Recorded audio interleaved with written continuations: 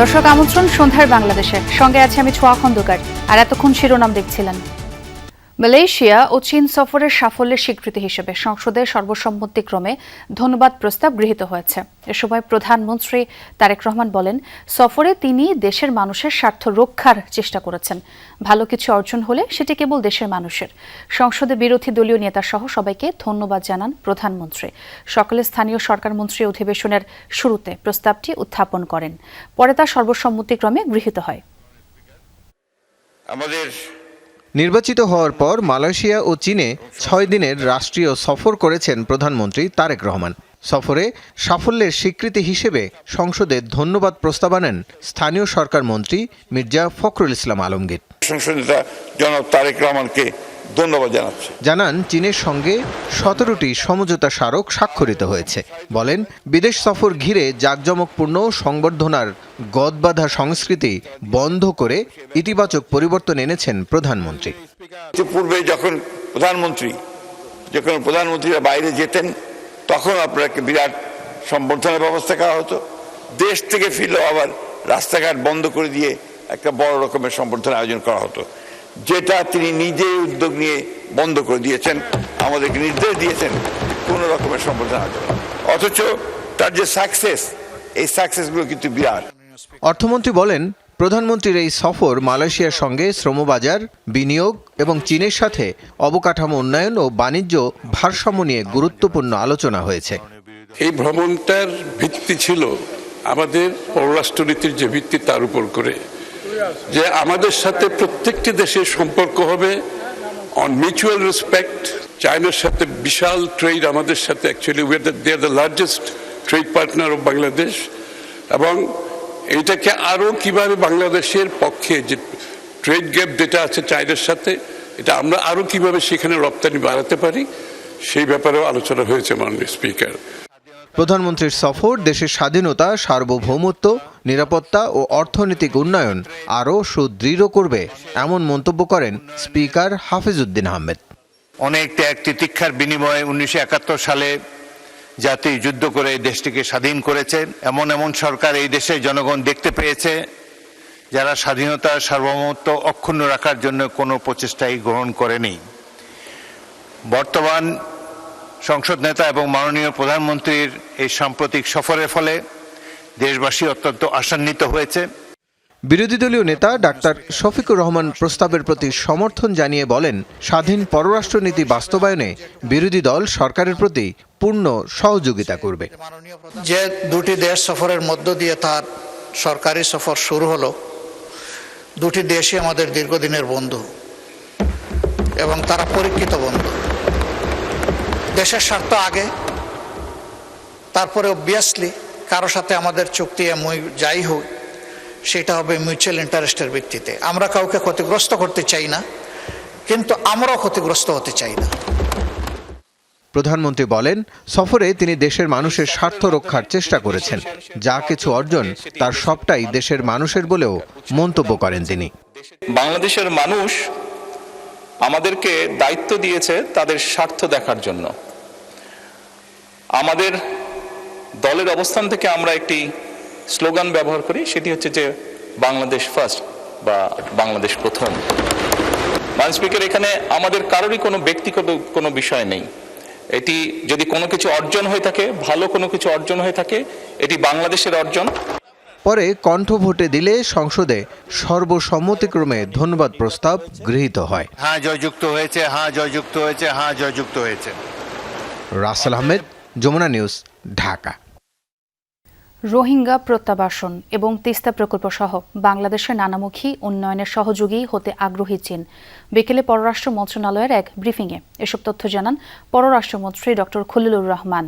তিনি আরও বলেন, তিস্তা মহাপরিকল্পনার ফিজিবিলিটি স্টাডিজ ত্বরান্বিত করতে একমত দুই দেশ। এ সময় পররাষ্ট্র বিষয়ক উপদেষ্টা হুমায়ুন কবির জানান, বাংলাদেশের উন্নয়নের গতি আরও ত্বরান্বিত করতে চীন সার্বিকভাবে সহযোগিতা করবে সেই প্রতিশ্রুতি দিয়েছেন দেশটির প্রেসিডেন্ট শি জিনপিং। এই সফরে বাংলাদেশের সাথে চীন ও মালয়েশিয়ার সম্পর্ক নতুন উচ্চতায় পৌঁছেছে বলেও মন্তব্য করেন তিনি। হুমায়ুন কবির জানান, বিএনপি এবং চীনের কমিউনিস্ট পার্টির মধ্যে এক ঐতিহাসিক সমঝোতা সই হয়েছে। এর মাধ্যমে দুই রাজনৈতিক দলের মধ্যে সুসম্পর্ক তৈরি হবে বলেও মনে করছেন পররাষ্ট্র বিষয়ক উপদেষ্টা।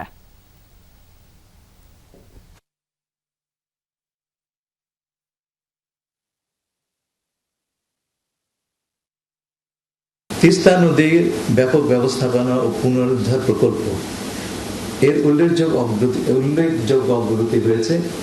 চীন সর্বসাধ্য সহায়তা প্রদান করবে বলে জানিয়েছেন এবং আমরা দুপক্ষে একমত হয়েছি যে সম্ভাব্যতা সমীক্ষা সেটা আমরা ত্বরান্বিত করব। They select and choose these leaders on the basis of the potential influence and impact they are having on world affairs. শ্যাম রাখি না কুল রাখি, এমন পরিস্থিতিতে প্রধানমন্ত্রী তারেক রহমানের চীন সফর কূটনৈতিক, রাজনৈতিক ও অর্থনৈতিকভাবে সফল হয়েছে বলে মনে করছেন আন্তর্জাতিক সম্পর্ক বিশ্লেষকরা। তাদের মতে চীন বাংলাদেশের জন্য স্ট্র্যাটেজিক অপরচুনিটি দিচ্ছে, যা দুই দেশের সম্পর্ক উন্নয়নে গুরুত্বপূর্ণ। বিশ্লেষকদের মত, বিষয়ভিত্তিক 17টি সমঝোতা স্মারক সই ও শীর্ষ পর্যায়ের আলোচনায় দুই দেশের মধ্যে তৈরি হয়েছে win win situation. Ahmed Reza জানাচ্ছেন বাকিটা। প্রথম দ্বিপাক্ষিক সফরে মালয়েশিয়ার পর চীনে যান প্রধানমন্ত্রী তারেক রহমান। প্রায় 2 দশক পর বিএনপির ক্ষমতায় আসার এমন প্রেক্ষাপটে প্রধানমন্ত্রীর দ্বিপাক্ষিক সফর নিয়ে রাজনৈতিক ও কূটনৈতিক অঙ্গনে চলছে আলোচনা। চীনের শীর্ষ নেতৃত্বের সঙ্গে দ্বিপক্ষীয় আলোচনায় প্রাধান্য পেয়েছে মিয়ানমার হয়ে বাংলাদেশ চীন অর্থনৈতিক করিডোর নির্মাণ, তিস্তা মহাপরিকল্পনায় চীনের সহায়তা এবং দুই দেশের মধ্যে পররাষ্ট্র ও প্রতিরক্ষা খাতে 2+2 কৌশলগত সংলাপ চালুর বিষয়গুলো। বিশ্লেষকদের মতে সফরটি কূটনৈতিক, রাজনৈতিক বড় ঘোষণা না এলেও 13টি নতুন সমঝোতা স্মারক সই এবং পুরনো 4টি সমঝোতার মেয়াদ বৃদ্ধি ঢাকা বেইজিং সম্পর্কের জন্য ইতিবাচক।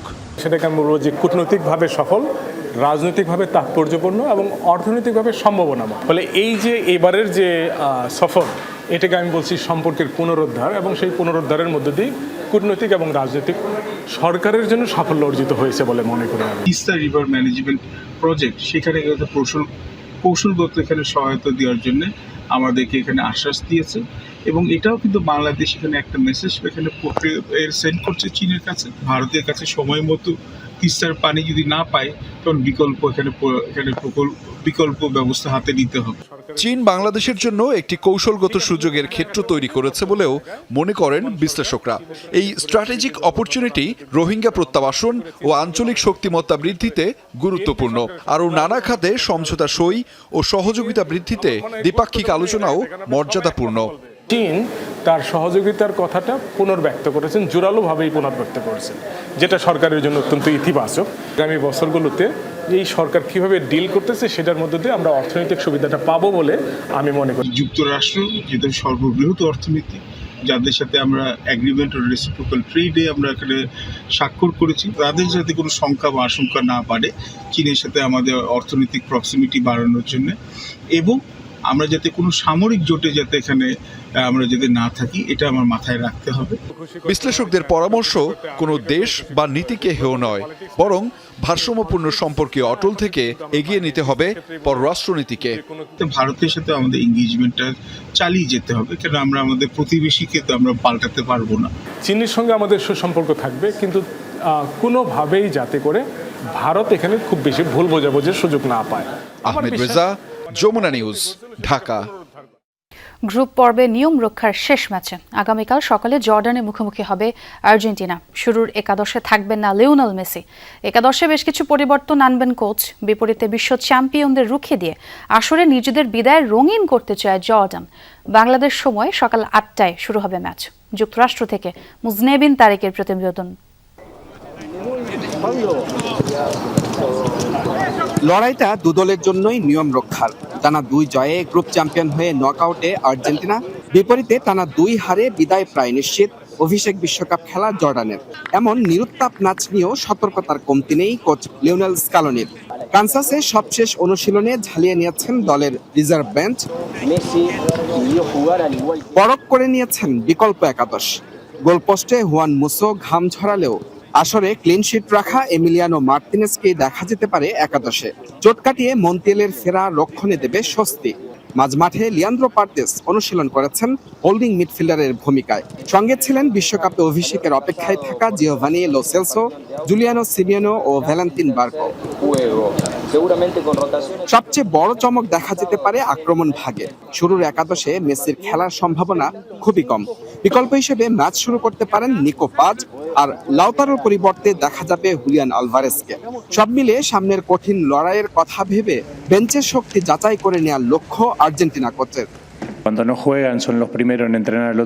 মেসি প্রথমার্ধে খেলছে না। যেসব খেলোয়াড়ের খেলার কথা রয়েছে তারা খেলার মতো সম্পূর্ণ ফিট।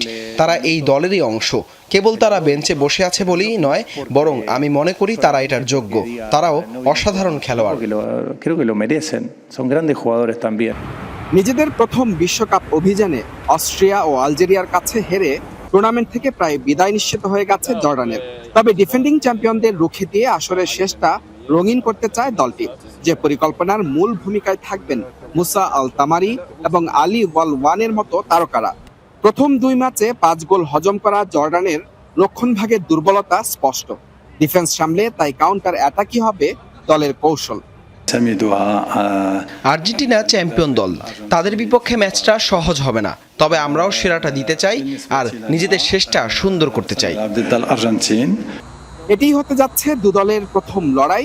এর আগে কখনোই মুখোমুখি হয়নি আর্জেন্টিনা ও জর্ডান। বিশ্বকাপে হারানোর কিছু নেই জর্ডানের, তবে তাদের সামনে আছে অনুপ্রেরণার একটি গল্প। 2022 বিশ্বকাপে প্রতিবেশী দেশ সৌদি আরব হারিয়েছিল আর্জেন্টিনাকে। যে মন্ত্রে উজ্জীবিত হয়ে বিশ্ব চ্যাম্পিয়নদের রুখে দেওয়ার পরিকল্পনা জর্ডানের। বিপরীতে দলের স্পিরিট ও মোমেন্টাম নষ্ট করতে চায় না আর্জেন্টিনা, তাই প্রতিপক্ষকে বেশ ভালোভাবে সমীহ করছে কোচ লিওনেল স্কালোনির শিষ্যরা। মুজরাবিন তারেক, যমুনা স্পোর্টস, ডালাস, যুক্তরাষ্ট্র। বিশ্বকাপে গ্রুপ এল এর শেষ রাউন্ডে একই সময় মাঠে নামবে 4 দল।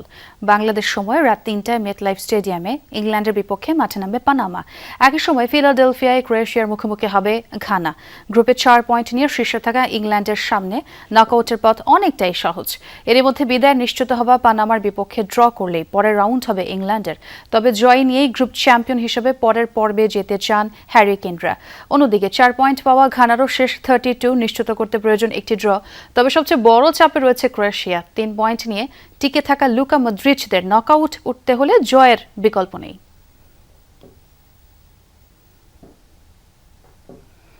গ্রুপ কে এর শেষ রাউন্ডে কলম্বিয়ার মুখোমুখি হবে পর্তুগাল আর গণপ্রজাতন্ত্রী কঙ্গোর প্রতিপক্ষ উজবেকিস্তান। বাংলাদেশ সময় ভোর 5:30টায় মাঠে গড়াবে ম্যাচ দুটি। 2 ম্যাচে 6 পয়েন্ট নিয়ে এরই মধ্যে নকআউট নিশ্চিত করেছে কলম্বিয়া। এই ম্যাচে পর্তুগালের বিপক্ষে ড্র করলে গ্রুপ সেরার মুকুট থাকবে তাদের মাথায়। এদিকে 4 পয়েন্টে থাকা পয়েন্ট টেবিলের 2-এ রোনালদোর পর্তুগাল গ্রুপ চ্যাম্পিয়ন হতে হলে কলম্বিয়াকে হারাতে হবে তাদের। গ্রুপের অন্য ম্যাচে বাঁচা মরার লড়াইয়ে মাঠে নামবে কঙ্গো ও উজবেকিস্তান। 1 পয়েন্ট নিয়ে থাকা কঙ্গোর সামনে নকআউটের আশা বাঁচিয়ে রাখতে জয়ের বিকল্প নেই। আর টানা 2 হারে 0 পয়েন্টে থাকা উজবেকিস্তানও শেষ সুযোগ কাজে লাগাতে মরিয়া। সব হিসেব নিকেশ পাল্টে দিয়ে কেপ ভার্দে এবার লিখেছে অবিশ্বাস্য রূপকথা। গ্রুপ এইচ থেকে অপরাজিত থেকে রাউন্ড অফ 32-তে নাম লিখেছে দলটি। স্পেন উরুগুয়েকে কাঁপিয়ে দিয়ে এবার বুক চিতিয়ে দাঁড়িয়ে বিশ্ব চ্যাম্পিয়ন আর্জেন্টিনার সামনে। একদিকে লিওনেল মেসি শ্রেষ্ঠত্ব ধরে রাখার মিশন, অন্যদিকে ব্লু শার্কসদের নতুন ইতিহাস লেখার স্বপ্ন। শেষ হাসি হাসবে কে, মেসি ম্যাজিক নাকি কেপ ভার্দের রূপকথা? মাত্র 5.5 লাখ মানুষের দেশ, জনসংখ্যায় বিশ্বকাপের ইতিহাসের 3য় ক্ষুদ্রতম। কিন্তু মাঠে নামলে এরা যেন একটা চীনের প্রাচীর। প্রথমবার বিশ্বকাপে এসেই কাঁপিয়ে দিয়েছে এইচ গ্রুপ। স্পেনকে রুখে দিল গোলশূন্য ড্রয়ে, আর উরুগুয়ের মতো পরাশক্তিকে আটকে দিল 2-2 গোলে। সৌদি আরবের সাথে ড্র করে অপরাজিত থেকে নকআউটে পা রাখল এই জায়ান্ট কিলাররা। একেই বলে ফুটবলের আসল ম্যাজিক, যেখানে কাগজের হিসাব নিকাশ পাল্টে যায় এক নিমেষে। চলতি বিশ্বকাপের রাউন্ড অফ 32-তে এমন এক লড়াইয়ের মঞ্চ তৈরি হয়েছে যা কেউ স্বপ্নেও ভাবেনি। বিশ্ব ফুটবলের অন্যতম পরাশক্তি আর্জেন্টিনা, আর তাদের সামনে বুক চিতিয়ে দাঁড়িয়ে আটলান্টিকের অপ্রতিরোধ্য দ্বীপরাষ্ট্র কেপ ভার্দে। আর্জেন্টিনার প্রতিপক্ষ কে হবে তা নির্ভর করছিল গ্রুপ এইচের 2 ম্যাচের উপর। সৌদির বিপক্ষে ইতিহাস গড়ার লক্ষ্য নিয়ে মাঠে নামে কেপ ভার্দে, কিন্তু ম্যাচটি শেষ হয় গোলশূন্য ড্রতে, যার ফলে 1 পয়েন্ট যুক্ত হয় কেপ ভার্দের ঝুলিতে। টোটাল পয়েন্ট দাঁড়ায় 3। অবশ্য কেপ ভার্দের তাকিয়ে থাকতে হয়েছিল স্পেন উরুগুয়ের ম্যাচের দিকেও। সেই ম্যাচটিতে হারের স্বাদ পায় উরুগুয়ে, যার ফলে টানা দ্বিতীয়বারের মতো গ্রুপ পর্ব থেকে ঘরের বিমান ধরতে হলো দুবারের বিশ্ব চ্যাম্পিয়নদের। উরুগুয়ের হারেই কপাল খুলে যায় কেপ ভার্দের। সৌদির সাথে ড্র করার পরও ইতিহাস গড়ে নাম লেখায় রাউন্ড অফ 32-তে। নকআউটের মঞ্চ মানেই মরণবাচন লড়াই। সামান্যতম পা হরকালেই সোজা বাড়ির টিকিট। চাপটা তাই পুরোটাই লিওনেল মেসিদের কাঁধে। পুচকে দল ভেবে হালকাভাবে নিলেই বিপদ। স্কালোনির মাস্টার প্ল্যান কি পারবে কেপ ভার্দের এই ডিফেন্সের দেয়াল ভাঙতে? রিয়ান রাফতি, যমুনা স্পোর্টস। গ্রুপ পর্ব শেষ হওয়ার আগেই জমে উঠেছে তৃতীয় সেরা দলগুলোর হিসেব নিকেশ। এরই মধ্যে তৃতীয় স্থান থেকে নকআউট নিশ্চিত করেছে 5টি দল। বাকি 3 স্পটের জন্য লড়ছে 6টি দল। সবচেয়ে ভালো অবস্থানে ক্রোয়েশিয়া, বাজে অবস্থানে স্কটল্যান্ড। নকআউটে যেতে নানা সমীকরণ মেলাতে হবে ইরানকে। এরই মধ্যে বিশ্বকাপের স্বপ্ন শেষ হয়ে গেছে 12 দলের। নতুন নিয়মে এবারের বিশ্বকাপ 48 দলের বিশ্বকাপে প্রতিটা গ্রুপের শীর্ষ 2 দলের পাশাপাশি সেরা 8 তৃতীয় স্থানধারী দলও জায়গা পাচ্ছে রাউন্ড অফ 32-এ। তাই গ্রুপ পর্ব শেষ হওয়ার আগেই জমে উঠেছে তৃতীয় সেরা দলগুলোর হিসেব নিকেশ। এরই মধ্যেই তৃতীয় স্থান থেকে নকআউট নিশ্চিত করেছে 5টা দল। 3 ম্যাচ শেষে 4 পয়েন্ট নিয়ে রাউন্ড অফ 32-এ পৌঁছে গেছে সুইডেন, ইকুয়েডর, বসনিয়া, প্যারাগুয়ে এবং সেনেগাল। তবে বাকি 3 টিকেটের জন্য লড়ছে 6 দল। এরই মধ্যে বাদ পড়ে গেছে উরুগুয়ে। সবচেয়ে ভালো অবস্থানে ক্রোয়েশিয়া। ঘানার বিপক্ষে পয়েন্ট পেলেই নকআউট নিশ্চিত। অন্যদিকে কোরিয়ার ভাগ্য নির্ভর করছে অন্য ম্যাচের ফলাফলের উপর।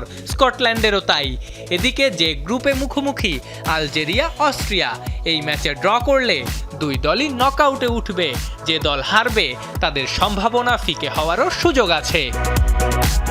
ইরানের সামনে অপেক্ষা করছে সবচেয়ে কঠিন সমীকরণ। মিশরের সঙ্গে ড্র করার পর নিজেদের ভাগ্য আর নিজেদের হাতে নাই। নকআউটে যেতে হলে ঘানার কাছে হারতে হবে ক্রোয়েশিয়াকে। কঙ্গোর বিপক্ষে উজবেকিস্তানকে অন্তত ড্র করতে হবে। পাশাপাশি আলজেরিয়া, অস্ট্রিয়া ম্যাচ ড্র হলে চলবে না, জিততেই হবে যে কোনো এক দলকে। এরই মধ্যে বিশ্বকাপের স্বপ্ন শেষ হয়ে গেছে 12 দলের। বিদায় নিশ্চিত হয়েছে হাইতি, পানামা, চেক প্রজাতন্ত্র, জর্ডান, কুরাসাও, উরুগুয়ে, তিউনিসিয়া, তুরস্ক, কাতার, সৌদি আরব, নিউজিল্যান্ড এবং ইরাকের। সবার চোখ এখন তাই গ্রুপ পর্বের শেষ দিনের ম্যাচগুলোর দিকে। কয়েক ঘন্টার ব্যবধানে বদলে যেতে পারে তৃতীয় সেরা দলগুলোর তালিকা। কে হাসবে শেষ হাসি আর কার বিশ্বকাপ যাত্রা থেমে যাবে গ্রুপ পর্বেই, সেই উত্তর মিলবে কয়েক ঘন্টা বাদেই। আফনান পিয়াল, যমুনা স্পোর্টস। বিএনপি সরকার গুম খুনের বিচারে আন্তরিক নয়। ফ্যাসিবাদী আমলে দলটির বহু নেতাকর্মী গুম খুন সহ পুলিশি নির্যাতনের শিকার। তারপরও দলটি অভিযুক্ত পুলিশ সদস্যদের বিরুদ্ধে ব্যবস্থা নিচ্ছে না। মানবাধিকার দিবসের এক আলোচনায় এমন মন্তব্য করেছেন মানবাধিকার কর্মীরা। বলেন, বিচারহীনতা দৃষ্টান্ত তৈরি হলে দেশ আবারও আওয়ামী লীগের মতো ফ্যাসিবাদী রাষ্ট্র হবে।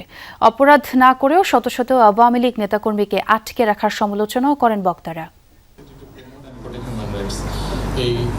শনিবার সকালে হিউম্যান রাইটস সাপোর্ট সোসাইটির উদ্যোগে রাজধানীর বাংলা মোটরে বিশ্ব সাহিত্য কেন্দ্রে 12তম মানবাধিকার সম্মেলন অনুষ্ঠিত হয়।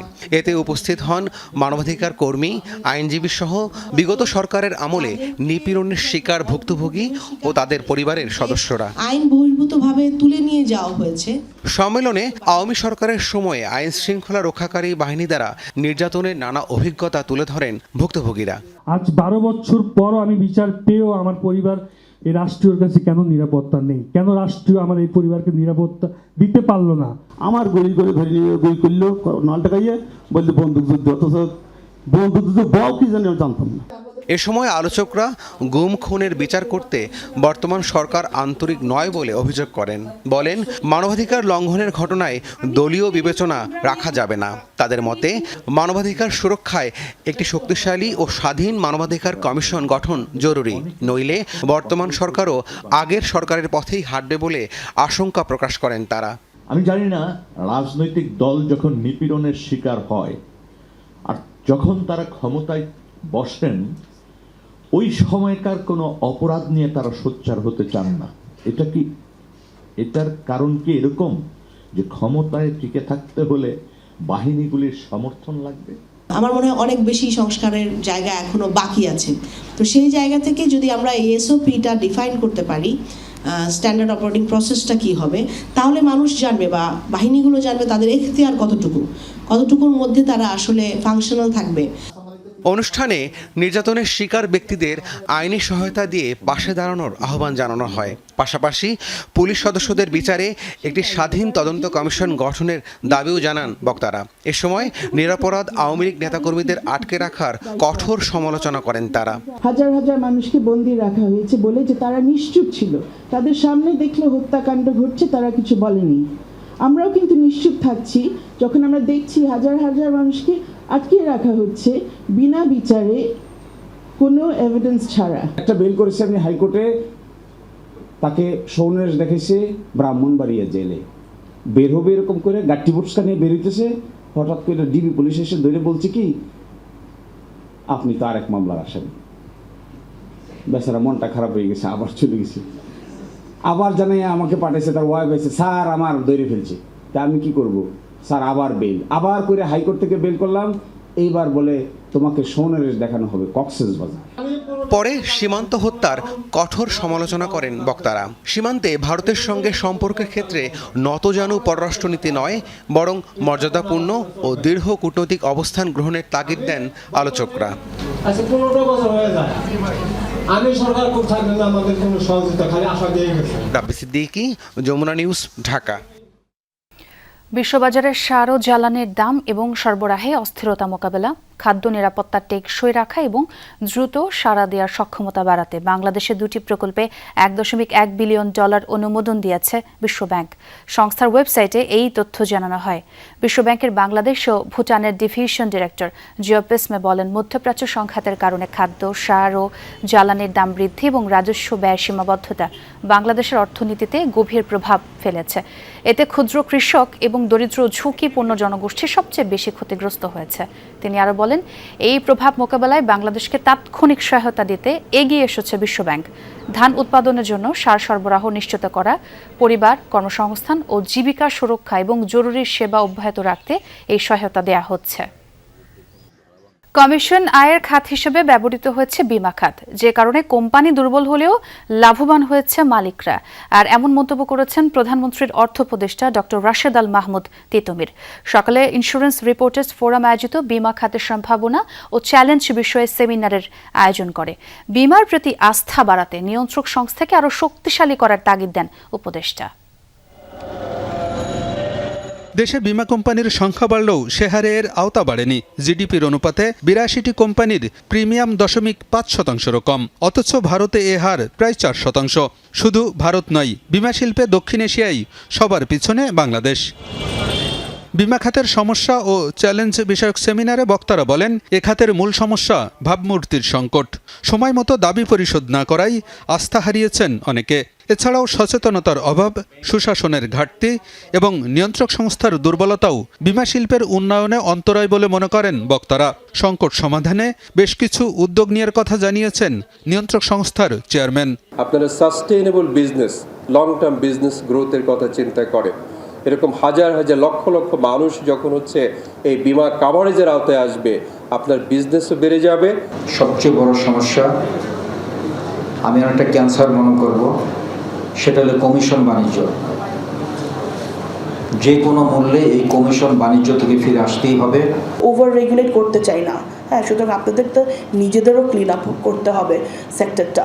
আমাদেরও রেগুলেটরি ওভারসাইট খুবই উইক ছিল, নো ডাউট অ্যাবাউট ইট। আমাদেরকে রিস্ক বেস সুপারভিশনে যেতে হবে। এটা একটা ডিজিটাল ট্রান্সফরমেশন এবং আপনাদের সহযোগিতা এটাতে দরকার। অনুষ্ঠানে প্রধানমন্ত্রীর অর্থ উপদেষ্টা বলেন, দেশে বীমা শিল্পের ব্যাপক সম্ভাবনা থাকলেও তা কাজে লাগানো যায়নি। গ্রাহকের আস্থা অর্জনে স্বচ্ছতা ও জবাবদিহিতা নিশ্চিত করতে হবে। নিয়ন্ত্রক সংস্থার দুর্বলতা নিয়েও কথা বলেন অর্থ উপদেষ্টা। গ্রাহকের যদি সন্তুষ্টি চিন্তা করেন, গ্রাহকের কোনো সন্তুষ্টি নাই। দ্বিতীয় যদি চিন্তা করেন যে সুশাসন ব্যবস্থা চালানো হবে, সেটার কোনো ব্যবস্থা নেই। তৃতীয় যদি চিন্তা করেন রেগুলেটরি ওভারসাইটেরও কোনো ব্যবস্থা এই খাতে ছিল না। এই খাতকে দেখা হতো যেটা একটা কমিশন ব্যবসার খাত। বীমা খাতের সম্ভাবনা কাজে লাগাতে প্রযুক্তির ব্যবহার বাড়ানোর পাশাপাশি পণ্যে বৈচিত্র্য আনা জরুরি বলেও মনে করেন প্রধানমন্ত্রীর অর্থ উপদেষ্টা। টেকসই লাভের দিকেও যেতে চান, তাহলে তো সেটা করতে হলে আপনাকে প্রোডাক্টটা ডাইভার্সিফাই করতে হবে। আলমগীর হোসেন, যমুনা নিউজ, ঢাকা।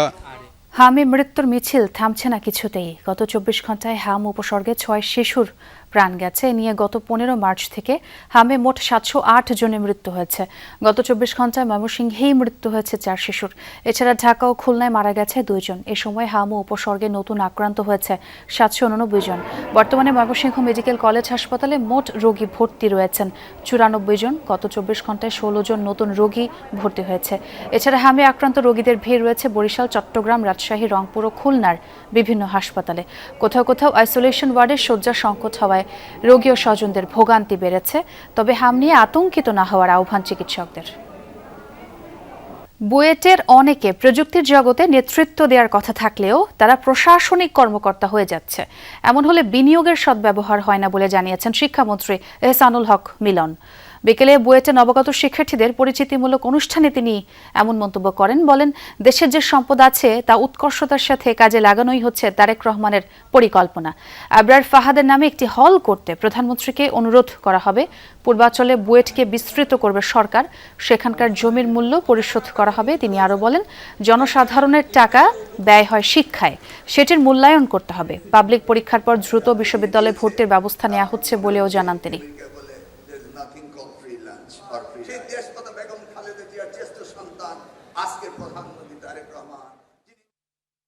সায়েন্টিস্ট যারা হবে, যারা ইনোভেশন করবে, যারা আমাদেরকে অনেক কিছু শেখাবে, তারা আমরা দেখছি বিসিএস গিয়ে দখল করে ফেলছে। আমার কচুয়ার ইউনো বুয়েটের, আমার এসপি বুয়েটের, যেখানে যাই আমার অফিসের সচিব বুয়েটের। Wonderful, it's not bad, but investment is not worthy. রাজধানীর বাংলা বাজারে তাজিয়া মিছিলে ডুলির রশি ধরা নিয়ে বিরোধে জাকির হোসেন নামের ঢাকা দক্ষিণ সিটি কর্পোরেশনের কর্মীকে হত্যা করা হয়েছে বলে জানিয়েছে পুলিশ। এ ঘটনায় 4 জনকে গ্রেপ্তার করা হয়েছে। ডিএমপি মিডিয়া সেন্টারে সংবাদ সম্মেলনে এই বিষয়ে বিস্তারিত জানান লালবাগ বিভাগের উপপুলিশ কমিশনার মোহাম্মদ তালেবুর রহমান। বলেন, সিসিটিভি ফুটেজ দেখে রাতেই হামলাকারীদের গ্রেপ্তার করা হয়। তাদের হেফাজত থেকে হত্যাকাণ্ডে ব্যবহৃত সুইচ গিয়ার, চাকু, চাপাতি এবং পরিহিত জামা কাপড় উদ্ধার করা হয়। তাজিয়া মিছিলে ডুলির রশি ধরা নিয়ে বাগবিতণ্ডা ও হাতাহাতি জেরে এমন নৃশংস হত্যাকাণ্ড বলে জানান তিনি। ঘটনার সিসিটিভি ফুটেজ দেখে অন্যদের ধরতে চলছে পুলিশ অভিযান।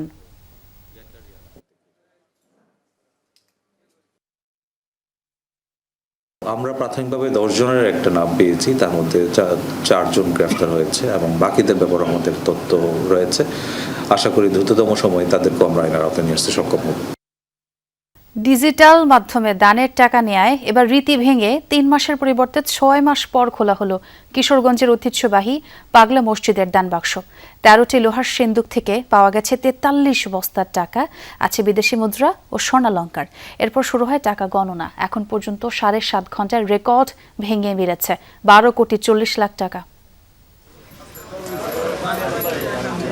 এ যেন টাকার খনি। বড় বড় লোহার সিন্দুক খুলে বের করা হচ্ছে বস্তা ভর্তি টাকা। বহু বছরের রীতি ভেঙে এবার 3 মাসের বদলে 6 মাস পর খোলা হলো কিশোরগঞ্জের ঐতিহ্যবাহী পাগলা মসজিদের দান বাক্স। একে একে খোলা হয় 13টি লোহার দান বাক্স। বের করা হয় দেশি বিদেশি মুদ্রা ও স্বর্ণালংকার। সবাই ভালো লাগে, মন খারাপ থাকলে আসি, ভালোই লাগে, খারাপ লাগে না। আমাদের সবাই অনেক কিছু শুনছি, জানছি, দেখার একটা ইন্টারেস্ট ছিল। একে একে ৩৪ বস্তায় ভরে যায় দানবাক্সের টাকায়। এরপর নেওয়া হয় মসজিদের দ্বিতীয় তলায়। সেখানে শুরু হয় গণনা। সাধারণ শিক্ষার্থী ও রূপালী ব্যাংকের কর্মকর্তা কর্মচারী সহ গণনার কাজে অংশ নেয় ৬ শতাধিক স্বেচ্ছাসেবী। নির্ভুলভাবে হিসাবের জন্য ব্যবহৃত হয় ইলেকট্রনিক মেশিন। আমাদের আইন শৃঙ্খলা বাহিনী, পুলিশ, র্যাব, ব্যাটালিয়ন, আনসার সহ শতাধিক নিরাপত্তা কর্মী কাজ করতেছে। মনের আশা পূরণে দেশ বিদেশের বহু মানুষ এই পাগলা মসজিদে দান করে থাকেন। এবার প্রথমবারের মতো ডিজিটাল মাধ্যমেও অনুদান জমা দেওয়ার সুযোগ রাখা হয়। এই পাগলা মসজিদে বিভিন্ন মানুষ থাকে, মানুষ দিতে আসে। তো আমরা আজকে আসছি। জেলা প্রশাসক জানালেন, দান থেকে প্রাপ্ত অর্থ প্রথমে রূপালী ব্যাংকের মসজিদ অ্যাকাউন্টে জমা করা হবে, পরে সেগুলো ব্যবহার করা হবে সামাজিক ও মসজিদ মাদ্রাসার উন্নয়নের কাজে। পাগলা মসজিদের জমাকৃত তহবিল থেকে কমপ্লেক্সের মাদ্রাসার ১৩০ জন এতিম ও অসহায় ছাত্রদের জন্য যাবতীয় খরচ বহন করা হয়। ৩৫ জন কর্মচারী, ১০ জন আনসার সদস্যদের বেতন প্রদান করা হয়।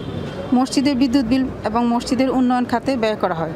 এছাড়াও জমাকৃত টাকার লভ্যাংশ হতে কিশোরগঞ্জ জেলা দরিদ্র রোগীদের চিকিৎসার জন্য অনুদান প্রদান করা হয়। এর আগে গত বছরের ২৭ ডিসেম্বর খোলা হয় মসজিদের দান বাক্সগুলো। সেবার প্রায় ১১,৪৮,৫৩৮ টাকা নগদ অর্থসহ মেলে বিপুল পরিমাণ স্বর্ণালঙ্কার। শামস তাবরিদ উচ্ছ্বাস, যমুনা নিউজ।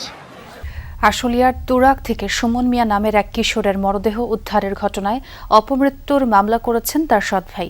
এজাহারে বলা হয়েছে, পিকনিকে গিয়ে ফেরার সময় ট্রলার থেকে নদের পানিতে পড়ে তলিয়ে যায় সুমন। বৃহস্পতিবার পুলিশ নদী থেকে মরদেহ উদ্ধার করে। তবে সুমনের খালুর দাবি, সুমন ২২ জুন কার্যক্রম নিষিদ্ধ আওয়ামী লীগের মিছিলে গিয়েছিল। আশুলিয়া থানা পুলিশ জানিয়েছে, মিছিল থেকে যে ৭ জনকে আটক করা হয়েছিল তারা সবাই কারাগারেই আছেন। আশুলিয়ার তুরাগ নদ থেকে বৃহস্পতিবার রাতে কিশোর মোহাম্মদ সুমন মিয়ার মরদেহ উদ্ধার করে পুলিশ।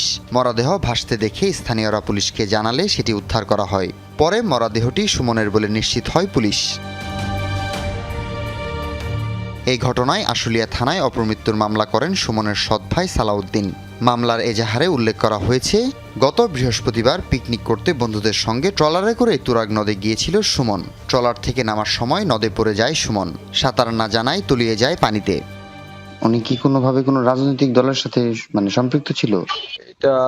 এটা শিওর কিনা আমি জানি না, সত্যি কিনা এখন হয়তো বা অনেকজন অনেক কথা কইতাছে, এটাই জানি। শিওর কিনা আমি তাও জানি না। আমি থাকি দূরে, আমার ওই মা বাবা থাকে আরেক জায়গায়। আমি সবসময় তো ওই জায়গায় যাই না, এই বিষয়ে আমি জানি না। এ বিষয়ে কথা হয় সুমন মিয়ার খালু জুয়েল বাবুর সঙ্গে। তার দাবি, ২২ তারিখ সোমবার কার্যক্রম নিষিদ্ধ আওয়ামী লীগের মিছিলে গিয়েছিল সুমন। শুনলাম আওয়ামী লীগের মিছিলে গেছে, যাওয়ার পরে দুপুর ২:৩০ থেকে ৩টার ভিতরে শুনলাম মিছিল সেরে গেছে ট্রলার দিয়ে নাকি আশুলিয়া ঘাটে গেছে। তখন পুলিশে ধাওয়া দেওয়ার পরে ও ফাল দিছে। কিছু লোক আছে যারা ভারী, এরা ফাল দেয় নাই, ওরা অ্যারেস্ট হয়ে গেছে। আর যারা ফাল দিছে অনেকে কে বা কোথা দিয়ে চলে গেছে। তো সুমন আর সাঁতার জানেন তো না, তো ও নিখোঁজ। আশুলিয়া থানার ভারপ্রাপ্ত কর্মকর্তা মোহাম্মদ তরিকুল ইসলাম জানিয়েছেন, ওই দিন মিছিল থেকে ৭ জনকে আটক করা হয়। তারা সবাই কারাগারে আছেন। স্থানীয় লোকজনদের মাধ্যমে আমাদের বাড়ির পুলিশ খবর পায় যে একটি লাশ হলো নদীর মধ্যে আছে। আমাদের পুলিশ যে লাশ উদ্ধার করে পরিবারের পক্ষ থেকে বলতে তার ভাই থানায় একটি অপমৃত্যুর এজাহার দায়ের করে, যে তার ভাই হলো আমাদেরকে জানায় যে ওই দিন সে কিছু লোক নৌকা ভ্রমণের জন্য তার ভাইকে নিয়ে আসে। তার ভাই হলো সাঁতার জানতো না, সাঁতার না জানার কারণে হুড়হুড়িতে হলো নদীতে পড়ে যায়। সুমন স্থানীয় একটি সবজির আড়তে কাজ করতেন। যমুনা নিউজ, ঢাকা। জোরালো ভূমিকম্পে বিপর্যস্ত ভেনেজুয়েলায় নতুন সংকট, লুটপাট। দুর্যোগের সুযোগ নিয়ে দোকানপাট, শপিং মলে লুটতরাজ চালাচ্ছে দুর্বৃত্তরা। পরিস্থিতি মোকাবেলায় সেনাবাহিনী মোতায়েন করতে যাচ্ছে দেশটির সরকার। এদিকে উদ্ধার কাজে এখনও হিমশিম অবস্থা। যোগ দিয়েছে বিভিন্ন দেশের ৩০টির বেশি দল। এ পর্যন্ত উদ্ধার হয়েছে ৯২০ জনের মরদেহ। জাতিসংঘের সংখ্যা এখনও নিখোঁজ প্রায় ৬০,০০০ মানুষ। ভয় আর আতঙ্কে খোলা আকাশের নিচে অবস্থান হাজার হাজার মানুষের। একের পর এক দোকান, গুদাম ও সুপারমার্কেট থেকে লুট হচ্ছে খাদ্যদ্রব্য সহ নানা পণ্য। কেউ বস্তায় ভরে, কেউ বা থলিতে, আবার কেউ খালি হাতে যা পাচ্ছেন তাই নিয়েই যাচ্ছেন। এ দৃশ্য ভূমিকম্পে বিপর্যস্ত ভেনেজুয়েলার। দুর্যোগের মধ্যেই মানুষের বেপরোয়া আচরণে বিশৃঙ্খল এই পরিস্থিতি সামাল দিতে হিমশিম খাচ্ছে নিরাপত্তা বাহিনী। লুটপাট বন্ধে এরই মধ্যে সেনাবাহিনী মোতায়েনের নির্দেশ দিয়েছেন অন্তর্বর্তী প্রেসিডেন্ট ডেলসি রড্রিগেজ। এদিকে বিপর্যস্ত ভবনের নিচে এখনও চাপা পড়ে আছে হাজার হাজার মানুষ। জাতিসংঘের দাবি এই সংখ্যা প্রায় 60,000। এখনও জীবিতদের উদ্ধারের আশায় দিনরাত অভিযান চালাচ্ছে উদ্ধারকর্মীরা। বের করা হচ্ছে একের পর এক মরদেহ। নিখোঁজ স্বজনদের সন্ধানে নির্ঘুম রাত পার করছে ভেনেজুয়েলার মানুষ। এখনও অনুভূত হচ্ছে আফটার শক। আতঙ্কে বাড়িঘর ছেড়ে খোলা সড়কে অবস্থান নিয়েছে অনেকেই। আমরা রাস্তায় ঘুমাচ্ছি, খাবারের জন্য হন্যে হয়ে ঘুরছি। আমাদের কোনো বাড়ি নেই, মাথা গোজার ঠাঁই নেই। পুরো রাষ্ট্র ব্যবস্থা ধসে পড়েছে। এখনো বহু শিশুসহ অসংখ্য মানুষের কোনো খোঁজ মেলেনি। আমরা স্রেফ বেঁচে থাকার লড়াই করছি। আন্তর্জাতিক নিষেধাজ্ঞা ও অর্থনৈতিক সংকটে জর্জরিত লাতিন আমেরিকার দেশটির সহায়তায় এগিয়ে এসেছে অনেক দেশ। এর মধ্যে যুক্তরাষ্ট্র, মেক্সিকো, ফ্রান্স, তুরস্ক, সুইজারল্যান্ড সহ আরও অনেক কয়েকটি দেশ খাবার, বিশুদ্ধ পানি আর উদ্ধারকারী দল পাঠিয়েছে। বিশ্বের বিভিন্ন দেশ থেকে প্রায় 1600-রও বেশি উদ্ধারকর্মী, 100টি প্রশিক্ষিত কুকুর সহ মোট 30টি বিশেষ উদ্ধারকারী দল এখনও ভেনেজুয়েলায় অবস্থান করছে। ভেনেজুয়েলায় জরুরি উদ্ধার ও ত্রাণ সহায়তায় $15 মিলিয়ন বরাদ্দ দিয়েছে জাতিসংঘ। আক্রান্তদের চিকিৎসা সেবা, আশ্রয় ও খাদ্য সহায়তায় বিভিন্ন দেশ এগিয়ে এসেছে। বিশ্ব খাদ্য কর্মসূচি সংস্থা জানিয়েছে ভেনেজুয়েলায় 10,000-এরও বেশি পরিবারের জন্য 2 মাসের খাবারের মজুদ রয়েছে তাদের কাছে। বুধবার স্থানীয় সময় সন্ধ্যায় জোড়া ভূমিকম্প আঘাত হানে ভেনেজুয়েলার, যার মধ্যে দ্বিতীয়টি হল দেশটির ইতিহাসে 100 বছরের মধ্যে সবচেয়ে বেশি শক্তিশালী কম্পন। মাহমুদ সাকিব, যমুনা নিউজ। দর্শক, এই ছিল সন্ধ্যার বাংলাদেশে। এতক্ষণ যারা সঙ্গে ছিলেন সবাইকে ধন্যবাদ।